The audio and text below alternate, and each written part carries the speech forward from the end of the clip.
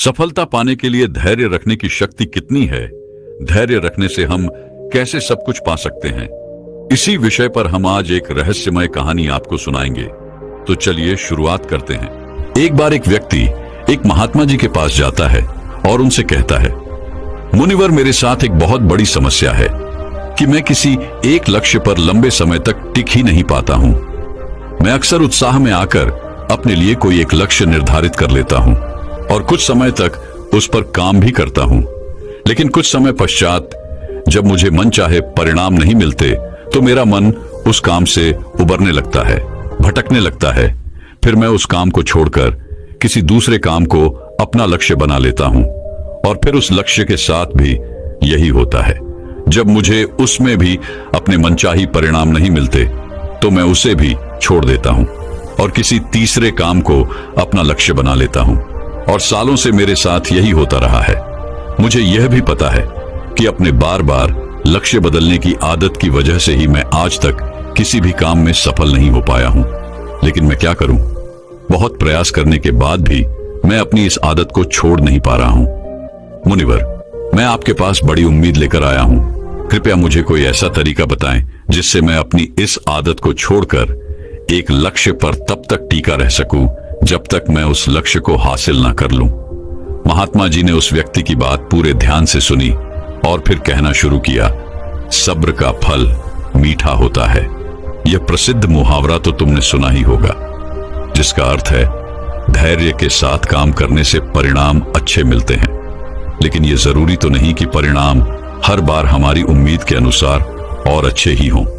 बहुत बार ऐसा होता है कि हमारी सारी कोशिशों के बावजूद कुछ न कुछ कमी रह जाती है और परिणाम हमारी उम्मीदों को पूरा नहीं करते। ऐसी स्थिति में ज्यादातर लोग अपना धैर्य खो देते हैं, जबकि ऐसे समय में ही इंसान के धैर्य की असली परख होती है। सब्र का टूट जाना अक्सर एक आम बात है और यह तब होता है जब चीजें उतनी जल्दी नहीं होती जितना हम चाहते हैं। लेकिन यह आदत आम बात तभी तक है जब एक निश्चित समय के लिए हो और इससे होने वाले नुकसान कम हो। बार बार और जल्दी जल्दी अपने धैर्य को खोना हमें शारीरिक और मानसिक रूप से नुकसान पहुंचाता है। साथ ही यह हमारे सामाजिक जीवन को भी बर्बाद कर सकता है, क्योंकि बार बार अपना सब्र खोने से लोगों का हम पर से विश्वास पूरी तरह खत्म हो जाता है।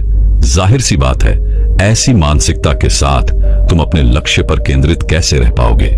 और आज के इस भाग दौड़ भरी जिंदगी में जहां मन को भटकाने वाली इतनी सारी चीजें हैं, ऐसी स्थिति में लंबे समय तक किसी एक काम पर अपने ध्यान को लगा ही रख पाना मुश्किल होता जा रहा है। तो फिर इसका समाधान क्या है? इसका समाधान है मन को शांत रखने का प्रयास और जागरूकता का अभ्यास करना। जागरूकता यानी मन को वर्तमान में स्थिर और केंद्रित रखना। वर्तमान में जो कुछ भी हो रहा है उसमें डूब जाना, खो जाना, लीन हो जाना ही जागरूकता है। ध्यान है, इसमें अतीत या भविष्य से ध्यान हटाकर पूरी तरह वर्तमान। कभी सुना है कि सच्ची खुशी किसी दुकान में बिकती है? नहीं ना, वो तो तुम्हारे ही दिल के कोने में छिपी है। एक छोटी सी परी की तरह इंतजार कर रही है कि तुम उसे ढूंढो।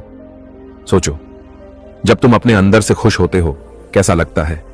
जैसे चिड़िया उड़ रही हो, हर पल में धूप खिली हो। एक प्यारी सी बात, एक सुंदर फूल, हवा का झोंका भी तुम्हारे चेहरे पर मुस्कान ला देता है। जिंदगी के झंझट चाहे जितने आए, तुम अंदर से शांत रहते हो। पर हां, अगर तुम खुशी को बाहर ढूंढोगे, पैसों में, बड़े घरों में, गाड़ियों में, तो हमेशा एक खालीपन रहेगा। वो चीजें कभी साथ नहीं देती, आती हैं और चली जाती हैं। असली खुशी तो अंदर है, अच्छे से सोचने में, प्यार करने में, दूसरों का ख्याल रखने में, माफ करने में, मदद करने में। इन सबको जगाओ, खुद से प्यार करो, हर पल के मजे लो। यही वो जादू है जो तुम्हें सचमुच खुश कर देगा। दोस्तों, एक समय की बात है, एक गांव में एक लड़की रहती थी। वह लड़की सुंदर नहीं थी और उसका कोई भी नहीं था। वह अकेले ही रहा करती थी। वह खुद ही मेहनत करती और अपने लिए 2 वक्त की रोटी का प्रबंध किया करती। यूं तो उसे 2 वक्त की रोटी मिल ही जाया करती, लेकिन फिर भी वह अपने आप से खुश नहीं थी। उसे दुनिया में सभी लोग सुखी नजर आते थे, सभी लोग खुशहाल नजर आते थे। उनका जीवन देखकर वह खुद को कोसा करती, खुद को तरह तरह की बातें कहती। वह कहती थी, हे ईश्वर, आपने सभी को खुशहाल बना है, सभी को सुख दिया है, सभी को सुंदर बनाया है, तो मुझे क्यों नहीं? आखिर मैंने किया क्या था? आखिर मेरी गलती क्या थी? मैं जानती हूं आप मुझसे कोई बदला ले रहे हैं। इसी प्रकार एक दिन वह अपने आप से नाराज होकर, निराश होकर एक पेड़ के नीचे बैठी हुई थी और रो रही थी। तभी वहां से एक बौद्ध भिक्षु भिक्षाटन करके गुजर रहे थे। उन्होंने जब उस लड़की को रोते हुए देखा तो वह उसके पास गए और उन्होंने उस लड़की से कहा, पुत्री क्या बात है, तुम क्यों रो रही हो? इसका जवाब देते हुए वह लड़की उन बौद्ध भिक्षुओं से कहती है, हे गुरुवर, मुझे कोई प्यार नहीं करता, मुझे कोई पसंद नहीं करता, क्योंकि मैं काली हूं, मैं सुंदर नहीं हूं और मेरे रंग को लेकर लोग मेरा मजाक बनाते हैं। मेरा कोई नहीं, मेरे पास तो धन भी नहीं है। इस दुनिया में हर कोई सुखी है, हर किसी के पास सब कुछ है, हर कोई अपना जीवन खुशहाली से जी रहा है। सभी के पास सब कुछ है तो मेरे पास क्यों नहीं? आखिर मैंने क्या किया था? आखिर इसमें मेरा क्या कसूर है? क्या मुझे सुखी होने का हक नहीं? क्या मुझे अपना जीवन खुशहाली से जीने का हक नहीं? उन बौद्ध भिक्षुओं ने उस लड़की की सारी बातें ध्यानपूर्वक सुनी और उसके बाद वह उस लड़की से कहते हैं, पुत्री, अगर तुम मुझे उस व्यक्ति से मिलवा दो जो अपने जीवन में सुखी हो तो मैं तुम्हें एक ऐसी चीज दूंगा जिससे तुम सुंदर और सुखी दोनों बन जाओगी। उन बौद्ध भिक्षुओं के मुख से यह सुनकर वह लड़की बहुत प्रसन्न हुई और तुरंत ही उन बौद्ध भिक्षु से कहती है, हे गुरुवर, क्या सचमुच ऐसा हो सकता है? इस पर वह बौद्ध भिक्षु उस लड़की से कहते हैं, हां, यह अवश्य ही हो सकता है। तभी वह लड़की उन बौद्ध भिक्षुओं से कहती है, हे गुरु, यदि यह सचमुच संभव है तो मैं एक ऐसे आदमी को जानती हूं जो बहुत सुखी है। मैं उसे अभी लेकर आती हूं, आप मेरा यहीं पर इंतजार करना। इस पर वो बौद्ध भिक्षु उस लड़की से कहते हैं, हां पुत्री, जब तक तुम वापस नहीं लौटी मैं तुम्हारा यहीं पर इंतजार करूंगा। इतना कहकर वह लड़की वहां से भागी भागी अपने मालिक के पास पहुंची, जो कि एक किसान था। उसने किसान से कहा, मालिक, आप मेरे साथ चलिए, मुझे एक भिक्षु मिले हैं जिन्हें मैं आपसे मिलवाना चाहती हूं। उन्होंने कहा है कि अगर मैं एक सुखी व्यक्ति को उनके पास ले जाऊंगी तो वह मुझे सुंदर और सुखी दोनों बना देंगे। उस लड़की की बात सुनकर वह किसान दुखी होकर उस लड़की से कहता है, मैं तुम्हें कहां से सुखी लगता हूं? इस पर वह लड़की उस किसान से कहती है, मालिक, आपके पास तो सब कुछ है, आपके पास घर है, अच्छा खाने के लिए है, रहने के लिए अच्छा मकान है, आपका अपना परिवार है और तो और आपके पास धन भी है, तो आप दुखी कैसे हो सकते हो? इस पर किसान जवाब देते हुए कहता है, अरे मूर्ख, मेरी फसल अच्छी नहीं हो रही, इसलिए उसके दाम भी अच्छे नहीं मिल रहे हैं और राजा को लगान भी देनी है। मेरे पास तो इतने पैसे भी नहीं हैं कि मैं फिर से अच्छे किस्म के बीज खरीद सकूं, और इस बार बरसात में मेरी सारी की सारी फसल भी खराब हो गई थी। अब तो मेरे हालात और अधिक खराब हो चुके हैं और ऐसे हालातों में मैं सुखी कैसे रह सकता हूं? जाओ, किसी और को ढूंढो जो सचमुच सुखी हो। इस पर लड़की अपने मालिक से कहती है, मालिक, तो आप ही बताइए, आपके हिसाब से कौन सबसे ज्यादा सुखी है जिसे मैं अपने साथ ले जा सकूं? इस पर वह किसान कुछ देर सोच विचार कर उस लड़की से कहता है, मुझे लगता है कि व्यापारी बहुत सुखी है। उन्हें न तो फसल उगाने की चिंता है और न ही फसलों की देखरेख करने की। उन्हें तो बस फसल खरीदनी होती है और वह उसे कहीं से भी खरीद सकते हैं।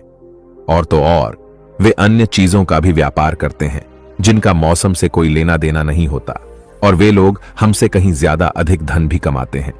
लोग उनका आदर सम्मान भी करते हैं। मुझे तो लगता है कि वही सबसे सुखी हैं। तुम उन्हीं के पास जाओ। लड़की अपने मालिक की बात सुनकर वहां से भागी भागी एक व्यापारी के पास जा पहुंची और उस व्यापारी से कहती है, मालिक, आप मेरे साथ चलिए, मुझे एक भिक्षु मिले हैं जिन्हें मैं आपसे मिलवाना चाहती हूं। उन्होंने कहा है कि किसी ऐसे सुखी व्यक्ति को ले आओ जो सचमुच सुखी हो, और उसके बाद वह मुझे एक ऐसी चीज देंगे जिससे मैं सुंदर और सुखी दोनों हो जाऊंगी। उस लड़की की यह बात सुनकर वह व्यापारी दुख भरे शब्दों में उस लड़की से कहता है, अरे, हमारे जीवन में कहां सुख है? चारों ओर से तो हमें दुख ने ही घेर रखा है। चोर, लुटेरे, डकैत, हमें सबका ध्यान रखना पड़ता है। व्यापार में अभी बहुत घाटा भी चल रहा है, और तो और राजा हमसे अतिरिक्त कर भी वसूल रहे हैं, जिससे अब व्यापार करने में बहुत दिक्कत आने लगी है। हमें सुरक्षा भी नहीं मिल पा रही। जीवन पर हमेशा कोई ना कोई संकट मंडराता ही रहता है। मुझे तो ऐसा लगता है कि मुझसे दुखी इस दुनिया में और कोई नहीं। इस बार लड़की उस व्यापारी से कहती है, परंतु मालिक, आपके पास तो इतना धन है, आपके पास इतनी जमीन जायदाद है, आपके पास इतना अन्न है, रहने के लिए इतना बड़ा मकान और खाने पीने के लिए हर प्रकार की सुविधाएं हैं। इसके बाद भी अब दुखी हैं। यह बहुत अजीब सी बात है। मुझे तो लगता था कि आप बहुत सुखी होंगे। खैर, कोई बात नहीं। कृपया करके मुझे कोई ऐसा व्यक्ति बताइए जो आपके हिसाब से बहुत सुखी हो, जिसे मैं उन बौद्ध भिक्षुओं के पास ले जा सकूं। इस पर वह व्यापारी कुछ देर सोच विचार कर उस लड़की से कहता है, मुझे लगता है कि राज्य के अधिकारी बहुत सुखी हैं। वह सीधा राज्य से संबंध रखते हैं, उनके पास अधिकार है और वह धनवान भी हैं। वह चोर, लुटेरे और डकैतों से भी नहीं डरते और वही लोग हमसे धन भी वसूलते हैं और हम उनके सामने उनके आदर में झुकना ही पड़ता है और सभी लोग उनका बहुत मान सम्मान भी करते हैं। मुझे नहीं लगता कि उनके जीवन में कोई भी दुख होगा और मुझे लगता है कि वही सबसे सुखी हैं। काश मैं भी राजा का एक अधिकारी होता तो मैं भी अपना जीवन आराम से बिता रहा होता। इस पर वह लड़की उस व्यापारी से कहती है, मालिक, क्या आप किसी अधिकारी को जानते हैं? क्या आप मुझे उनसे मिलवा सकते हैं? मैं उन्हें अपने साथ ले जाऊंगी। अगर वह सबसे सुखी हुए तो मुझे बौद्ध भिक्षु कुछ ऐसी चीज देंगे जिससे मैं भी सुंदर और सुखी हो जाऊंगी। बताइए ना, आप मुझे किसी अधिकारी से मिलवा सकते हैं, मैं आपकी बहुत आभारी रहूंगी। व्यापारी को उस लड़की पर दया आ गई। उसने उस लड़की को एक अधिकारी से मिलवा दिया। लड़की ने अधिकारी से मिलने के बाद उस अधिकारी से कहा, मालिक, आप मेरे साथ चलिए। मुझे एक भिक्षु मिले हैं जिन्हें मैं आपसे मिलवाना चाहती हूं। उन्होंने मुझसे कहा है कि अगर मैं एक सुखी व्यक्ति को उनसे मिलवा दूंगी तो वह मुझे एक ऐसी चीज देंगे जिससे मैं सुंदर और सुखी दोनों हो जाऊंगी। इस पर वह अधिकारी उस लड़की से कहता है, तुम्हें किसने कह दिया कि मैं सुखी हूं? अरे, मेरे जैसा दुखी व्यक्ति तो इस दुनिया में और कोई नहीं होगा। तुम्हें नहीं पता, लेकिन हम पर कितना दबाव होता है, हमारे ऊपर कितनी जिम्मेदारियां होती हैं। हमें हर एक आदेश को पूरा करना होता है और वह आदेश भी इतनी आसानी से पूरे नहीं होते। उनके लिए हमें कितनी मुश्किलें उठानी पड़ती हैं, कितनी दिक्कतों का सामना करना पड़ता है। राजा कुछ भी आदेश पारित कर देते हैं और उसे हमें लागू करना पड़ता है। जनता का गुस्सा और तरह तरह की मुश्किलें, सभी परिणाम हमें ही झेलने पड़ते हैं। और तुम्हें लगता है कि मैं सुखी हूं? ऐसा कुछ भी नहीं है। अगर वह भिक्षु तुम्हें सुखी कर दे तो तुम उसे मुझे भी मिलवाना। मैं भी तो सुखी होना चाहता हूं। मुझे भी अपना जीवन खुशहाली से बिताना है। भला अधिकारी बनकर मुझे क्या मिला? रोज रोज तरह तरह की तनाव। इस पर लड़की आश्चर्य से उस अधिकारी से कहती है, मालिक, जहां तक मैं सोचती थी कि आप सबसे सुखी हैं, लेकिन आप भी सुखी नहीं लग रहे। परंतु आपको क्या लगता है इस दुनिया में कोई ऐसा व्यक्ति है जो सबसे सुखी हो? क्या आप मुझे बता सकते हैं? मैं आपकी बहुत बहुत आभारी रहूंगी। उस लड़की की सारी बातें सुनने के बाद उस अधिकारी को उस लड़की पर दया आ गई। उस अधिकारी ने उस लड़की से कहा, देखो, मुझे तो ऐसा लगता है कि इस पूरे राज्य में केवल एकमात्र व्यक्ति ही सुखी है और वह है इस राज्य का राजा। मुझे तो केवल वही सुखी लगते हैं। उन्हें किसी की सुननी नहीं पड़ती। वह नियम बनाते हैं, आदेश देते हैं, सुरक्षा कर्मियों से घिरे रहते हैं और सब उनके सामने झुकते भी हैं। न उन्हें धन की कमी है और न जमीन जायदाद की। सारी धरती को उन्होंने जीत लिया है। वह सबके मालिक हैं और सबसे उच्च वही हैं जो एकमात्र सुखी व्यक्ति हैं। काश मैं भी किसी राजा के घर पर जन्मा होता तो आज मैं भी बहुत सुखी होता। उस अधिकारी की ये सारी बातें सुनकर वो लड़की उस अधिकारी से कहती है, मालिक, आपसे एक विनती है, क्या आप मुझे एक बार राजा से मिलवा सकते हैं? कृपया कीजिए, आपका बहुत एहसान होगा। बस एक बार राजा से मिलना है। मैं उनसे कुछ पूछना चाहती हूं। लड़की का चेहरा देखकर अधिकारी को लड़की पर दया आ गई। उसने कहा, चलो ठीक है, मैं अभी राज दरबार ही जा रहा हूं। एक काम करो, तुम भी मेरे साथ ही चलो और वहां पर राजा से तुम्हें जो भी पूछना है तुम पूछ लेना। इतना कहकर वह अधिकारी उस लड़की को राज दरबार ले गया। राज दरबार पहुंचने के बाद अधिकारी की विनती करने पर राजा उस लड़की की बात सुनने के लिए तैयार हो गए और उस लड़की को राज दरबार में बुलाया गया। राजा ने उस लड़की से कहा, बेटी, तुम अपनी बात निडर होकर कहो। तुम्हें क्या कहना है? तुम मुझसे क्या पूछने आई हो? इस पर वह लड़की थोड़ा घबराते हुए, थोड़ा डरते हुए राजा से कहती है, हे राजन, मैं एक संपूर्ण सुखी व्यक्ति को ढूंढ रही हूं। मुझे एक भिक्षु मिले हैं और उन्होंने मुझसे कहा है, यदि तुम कोई ऐसा सुखी व्यक्ति मुझसे मिलवा दो तो मैं तुम्हें एक ऐसी चीज दूंगा जिससे तुम सुंदर और सुखी दोनों हो जाओगी। काफी लोगों से मिलने के बाद मुझे यह पता चला कि आप ही हैं जो इस दुनिया में एकमात्र सुखी व्यक्ति हैं। तो क्या आप मेरे साथ उन भिक्षु से मिलने चलेंगे? आपका बड़ा एहसान होगा। राजा उस लड़की की बात ध्यानपूर्वक सुनता है और उसके बाद जोर जोर से हंसने लगता है और उस लड़की से कहता है, अच्छा, सबकी तरह तुम्हें भी लगता है कि मैं इस दुनिया का सबसे सुखी व्यक्ति हूं। लेकिन यदि कोई मुझसे पूछे कि इस दुनिया में सबसे दुखी व्यक्ति कौन है, तो वह मैं ही हूं। मेरे पास नींद नहीं है, मेरे पास आराम नहीं है, मैं आराम से सो नहीं पाता। अंगरक्षक हमेशा मेरे आसपास रहते हैं, उनके बिना मैं अकेले कहीं जा भी नहीं सकता। जरा सी आहट होती है तो नींद टूट जाती है। डर हमेशा लगा रहता है, क्योंकि मेरे दुश्मन मेरे घर में ही रहते हैं, जिनका मुझे पता तक नहीं। कौन, कब और कहां से मुझ पर वार कर दे, कोई नहीं कह सकता। यहां बैठे सभी लोग मेरे दुश्मन ही तो हैं, वे सभी मेरे शत्रु हैं। यहां पर बैठा हर एक व्यक्ति मेरे राज दरबार का ही है, किंतु मुझे सब पर शक करना पड़ता है। हर एक सांस मुझे भारी मालूम पड़ती है। इतने बड़े राज्य की जिम्मेदारी उठाना इतना आसान नहीं। तुम्हें लगता होगा कि राजा के पास तो सभी ऐशो आराम है, धन है, दौलत है, जमीन जायदाद है, उनके पास किसी चीज की कोई कमी नहीं, और इस हिसाब से तो उन्हें सुखी होना ही चाहिए। किंतु मैं तुम्हें बता दूं कि ये सब सुख नहीं देते। इस पर लड़की राजा से कहती है, हे राजन, क्षमा कीजिएगा, परंतु यदि सुख धन दौलत नहीं देती, राज्य नहीं देता, जमीन जायदाद नहीं देती, ऐशो आराम नहीं देता, तो क्या हुआ? कम से कम सुंदरता तो सुख देती है। इस पर राजा एक बार फिर मुस्कुराते हुए उस लड़की से कहता है, पुत्री, सुंदरता जो मैंने देखी है, जो लोग शक्ल से सुंदर होते हैं उनके मन सुंदर नहीं होते। वे लोग तो एक मुखौटा लगाए घूमते रहते हैं। वे दूसरों को दिखाते हैं कि मैं कितना सुंदर हूं, लेकिन समय सबकी सुंदरता छीन लेता है।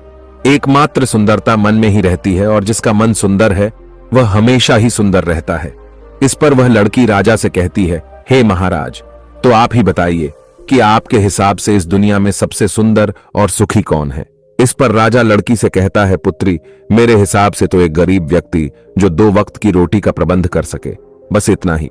जो किसी तंत्र, बिना किसी बंदिशों के, बिना किसी भी दिशा में घूम सके, उसे कुछ भी छिन जाने का डर ना हो, कुछ भी लुट जाने का खौफ ना हो, जिससे रात को अच्छी नींद आती हो। मुझसे पूछे कि तो सबसे ज्यादा सुखी वही होगा, और इस हिसाब से मैं तुम्हें देखता हूं कि तुम सबसे सुखी हो। तुम्हारे पास नींद है, अच्छा मन है, चारों दिशाएं हैं और कोई डर नहीं, कोई साजिश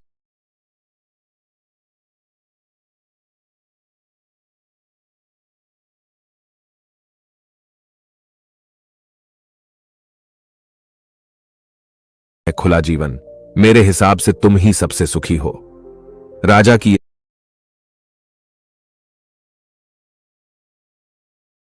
वह लड़की सोच में पड़ गई, और तभी उसे इस बात का एहसास भी हो गया, वाकई में वह एकमात्र सुखी है, वही सुंदर है। और अब वह जो थी, जैसी भी थी, उसे खुद के होने पर गर्व होने लगा। वह पूरे दिन यहां वहां भटकते हुए आखिरकार थक हार कर, लेकिन संपूर्ण सुख लिए, वह चेहरे पर मुस्कान लिए, प्रकृति से बातें करते हुए वह उन बौद्ध भिक्षुओं के पास वापस लौटी, और उसने उन बौद्ध भिक्षुओं से कहा, हे गुरुवर, मैं यहां से गई थी तो मुझे लग रहा था कि मैं ही सबसे दुखी हूं और मैं ही सबसे बदसूरत। लेकिन यहां से जाने के बाद जैसे जैसे मैं लोगों से मिलती गई, मुझे यह एहसास होने लगा कि इस दुनिया में सबसे सुखी व्यक्ति तो मैं ही हूं। हां, यह बात और है, मैं किसी सुखी व्यक्ति को आपके पास ला ना सकी, क्योंकि मुझे लगता था कि मुझे छोड़कर सब सुखी हैं। लेकिन बात तो कुछ उल्टी ही हो गई। यहां तो मुझे छोड़कर सभी दुखी हैं। सभी को किसी न किसी चीज का डर है, कुछ खो जाने का डर, कुछ न पाने का डर, खुलकर न जी पाने का डर। इस हिसाब से तो मेरे पास सब कुछ है। मैं खुशी से झूम सकती हूं, गा सकती हूं, जहां मन करे वहां जा सकती हूं, और 2 वक्त की रोटी का इंतजाम करने के लिए मेरे पास ये हाथ और पैर भी हैं। मुझे किसी चीज का कोई गम नहीं। मेरे पास ऐसा कुछ नहीं जिसके खोने का डर मुझे सताए। इस पर वह बौद्ध भिक्षु उस लड़की से कहते हैं, पुत्री, आखिरकार तुम्हें वह सुंदरता और सुख मिल ही गया। अब से तुम सुंदर और सुखी हो। यह कहकर वो बौद्ध भिक्षु वापस अपने आश्रम लौट गए, और वह लड़की भी अब जान चुकी थी कि वही सबसे सुंदर और सुखी है। अब उसे किसी बात का कोई गम नहीं था। कभी अपने आप को अब कोसा नहीं करती थी, बल्कि वह अपने आप में हमेशा खुश रहती थी, हमेशा मस्त रहती थी। दोस्तों, हमें भी ऐसा ही लगता है कि हमारे पास कुछ नहीं और सामने वाले के पास सब कुछ है। वह कितना सुखी है, उसके पास हर चीज है, हर ऐशो आराम है, हर सुविधाएं हैं। किंतु ऐसा है नहीं। यह केवल आपके देखने का नजरिया है। असली सुख तो आपके पास ही है, और वह है संतुष्टि। यदि आप अपने आप से संतुष्ट हैं, आपके पास जो कुछ भी है उसमें यदि आप खुश हैं, तो आपको कोई भी गम डरा नहीं सकता। आपको कोई भी दुख परेशान नहीं कर सकता, किंतु हमारी सबसे बड़ी तकलीफ यही है कि हम खुद को नहीं बल्कि दूसरों को ज्यादा देखते हैं। दूसरों से हम ज्यादा प्रेरित होते हैं और उनकी खुशी देखकर हमारे भीतर ईर्ष्या का भाव उत्पन्न होने लगता है।